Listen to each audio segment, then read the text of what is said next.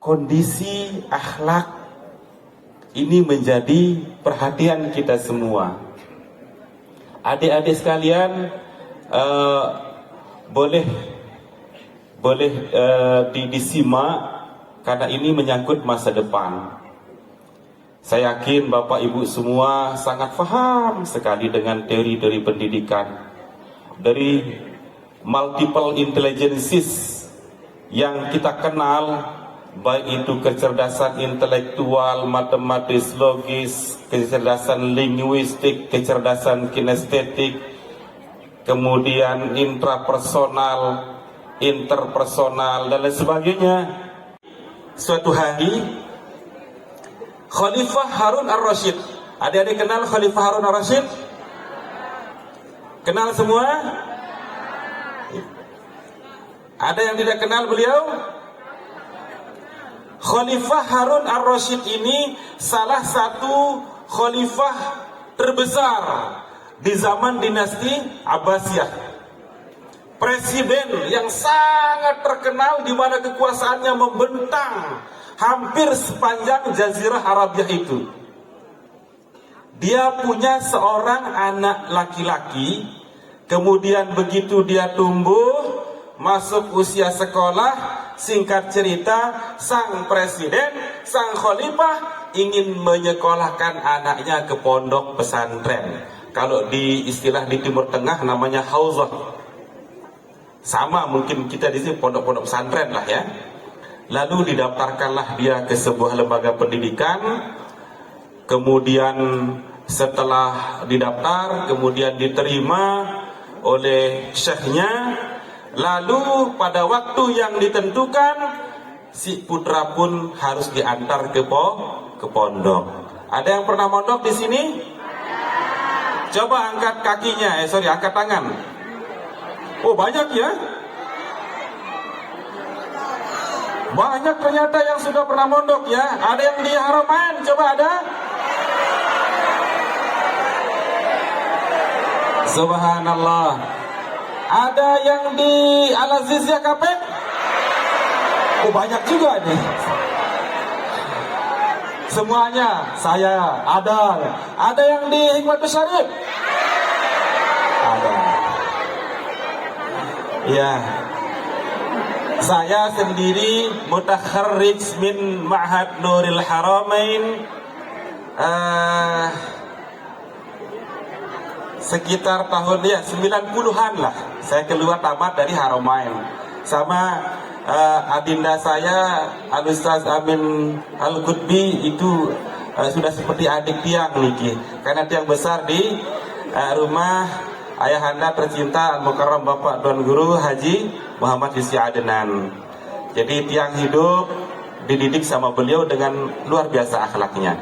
Kembali ke cerita Harun ar-Rasyid tadi. Setelah putranya diantar ke ma'had, ke pondok, biasalah yang mondok pasti sering dijanggu sama orang tuanya ya. Atau bapak ibu guru ada yang nanya mondok? Ada yang tinggal di pondok? Kalau di jejarinya Pelungguh tinggal di pondok pasti setiap minggu atau setiap sekali satu minggu pasti janguk ke pondok ya. Sama dengan saya, anak saya di Hikmatus Syarif setiap hari Jumat pasti janguk. Menjanguk anak di pondok. Nah, setelah kurang lebih sekitar 4 bulan di pondok, sang khalifah kemudian rindu kepada anaknya dan memutuskan untuk pergi menjanguk anaknya untuk yang pertama kalinya setelah anaknya tinggal di pondok. Begitu sampai di pondok, diterima oleh satpam, oleh security, dipersilakan masuk ke pondok. Jalan masuk ke bangunan utama, tiba-tiba sang khalifah berhenti dan cukup lama berhentinya. Kenapa? Karena dari kejauhan sang khalifah melihat anaknya sedang anaknya sedang menuangkan air melalui sebuah ceret, kekocor mencari tiang nih gigi. Pada meninggal kekocor. Ikan pelungguh kekocor. Ya, dia melihat anaknya sedang menuangkan air pakai kekocor, pakai ceret untuk wudhu syekhnya, pimpinan pondoknya. Dituangkan terus. Selesai itu barulah dia kemudian sang khalifah menghadap kepada tuan gurunya atau syekhnya ini. Dia langsung izin, begitu diizinkan masuk, dipersilakan duduk, lalu sang khalifah bicara kepada pimpinan pondoknya ini. Kira-kira apa yang ingin disampaikan? Bisa ditebak nggak apa yang ingin disampaikan oleh sang khalifah? Ketika melihat anaknya dari kejauhan, disuruh oleh syekhnya ini menuangkan air untuk berwudu tuan gurunya itu. Kira-kira apa yang ingin disampaikan? Bisa ditebak? Apa yang ingin disampaikan oleh Khalifah Harun ar-Rasyid? Kalau adik-adik coba, kira-kira apa yang ingin disampaikan? Ucapan terima kasih? Atau yang lain apa? Izin ya? Coba adik-adik di sini kira-kira menyikapi persoalan tersebut, apa yang ingin disampaikan oleh Khalifah Rasyid? Melihat anaknya disuruh nuangkan air untuk wudhu tuan gurunya. Kira-kira apa? Apa? Marah. Ada lagi yang lainnya? Senang. Yang lainnya? Keberatan. Marah, keberatan, senang, protes. Betul, Khalifah ar-Rasyid protes. Dia protes kepada pimpinan pondoknya. Duduk dengan tegas, Khalifah mengatakan begini, Pak Tuan Syekh, Pak Tuan Guru, saya kecewa dengan sikap yang Tuan Guru ajarkan kepada anak-anak saya. Kenapa Tuan Guru menyuruh anak saya menuangkan air untuk wuduknya pelungguh? Saya kecewa, kata Khalifah Harun ar-Rasyid. Bapak Tuan Guru telah gagal mendidik anak saya, kata Harun ar-Rasyid. Nanya balik Tuan Guru, kalau begitu Pak Presiden, bagaimana sesungguhnya yang harus saya lakukan? Kata Harun ar-Rasyid mengatakan begini, saya kecewa, Tuan Guru telah gagal mendidik anak saya. Yang saya inginkan adalah Tuan Guru bukan hanya menyuruh anak saya menuangkan air itu untuk jadi air wudunya pelungguh. Yang saya inginkan, Tuan Guru suruh anak saya mencuci kakinya pelungguh. Bisa dipahami? Sekali lagi saya ulang, apa yang disampaikan oleh Harun ar-Rasyid?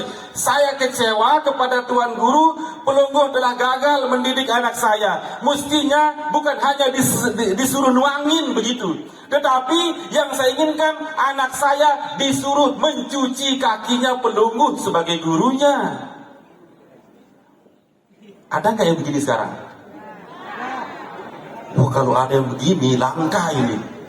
Kalau ada guru minta muridnya sekarang ini nyuruh cuci kakinya buat wudhu, mau masuk penjara kita.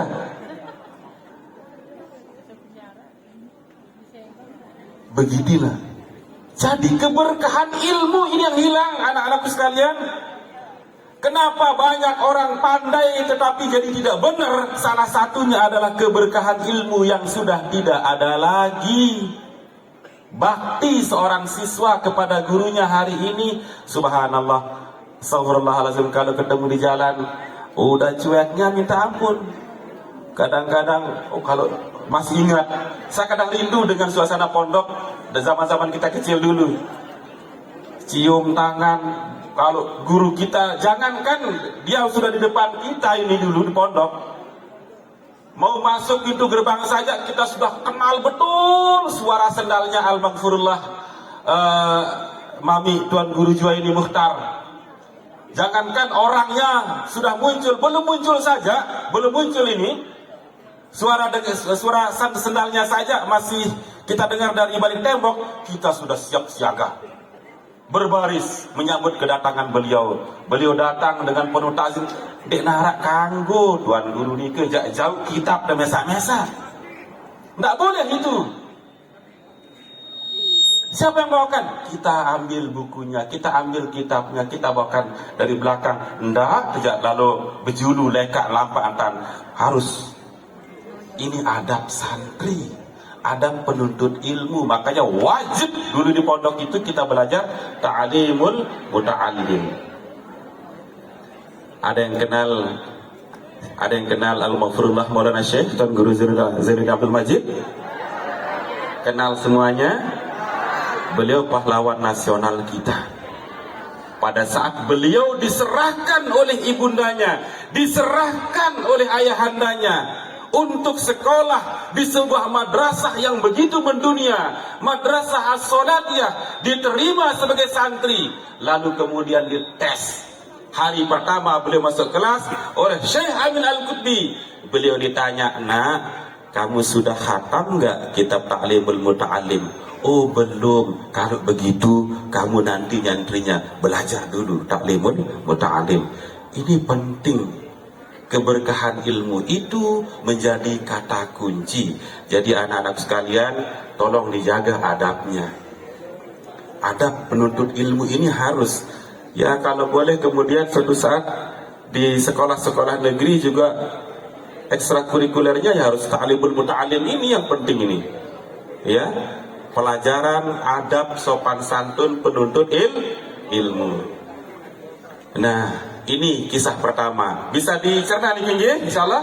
Terutama oleh anak-anakku sekalian, tolong jaga adab sopan santun terhadap guru-gurunya. Kalau ilmunya kalian ingin berkah. Seorang sahabat Rasulullah SAW bernama Anas bin Malik. Kenal niki Anas bin Malik, ya? Kenal? Beliau datang pulang dari perjalanan jauh naik onta, kemudian ingin beristirahat di Masjid Madinah ketika itu. Lalu di Masjid Madinah di pinggir kalau kita bilang teras lah, sesangkok. Di sana duduklah Hasan dan Husain radhiyallahu anhuma. Kenal Hasan Husain kan? Beliau siapa? Cucu Rasulullah. Dari kejauhan, masih jauh ini jaraknya, tapi sudah kelihatan ada orang datang. Ada orang datang dari kejauhan naik onta, dan itu ternyata adalah sahabat Anas bin Malik. Dan kita kenal sahabat Anas bin Malik ini adalah salah satu sahabat yang betul-betul keilmuannya dikagumi oleh Rasulullah. Beliau adalah salah satu ulama dari umat ketika itu. Begitu sahabat Anas sudah semakin mendekat, kedua cucu Rasulullah ini, Hasan dan Husain, berlari menjemput kedatangan siapa? Anas bin Malik. Berlari dijemput. Kemudian tali ontanya diambil, diikatkan di sebuah pohon. Kemudian Anas bin Malik turun dari ontanya, disambut. Lalu kemudian Hasan Husain cium tangan. Depan belakang. Cium tangan. Kemudian dia peluk Anas bin Malik. Lalu kemudian dia tertunduk minta didoakan. Kata Anas bin Malik, "Wahai anakku, kenapa engkau begitu istimewa memperlakukan aku?" Kata Hasan dan Husain, "Beginilah Rasulullah sallallahu alaihi wasallam mengajarkan kami untuk menghormati guru-gurunya. Dan setelah itu Anas bin Malik kemudian balik mengambil tangan kedua cucu Rasulullah ini, diciumnya juga bolak-balik, lalu kemudian dia tertunduk di hadapannya. Lalu Hasan Hussein tanya, kenapa engkau begini wahai guru? Beliau jawab, beginilah kami diperintahkan oleh Rasulullah menghormati dan mencintai keluarga Nabi dan Rasul kami. InsyaAllah bisa dipahami nggih? Hadirin hadirat kaum muslimin dan muslimat rahimakumullah, tidak banyak yang ingin saya sampaikan hari ini. Dengan dua kisah tadi kita bisa ambil kesimpulan bahwa rusaknya bangsa ini, rusaknya negara ini diawali dari rusaknya pendidikan, rusaknya akhlak. Maka dari itu kepada kita semua di sini jangan pernah bosan. Ayo Bapak Ibu guru, ya,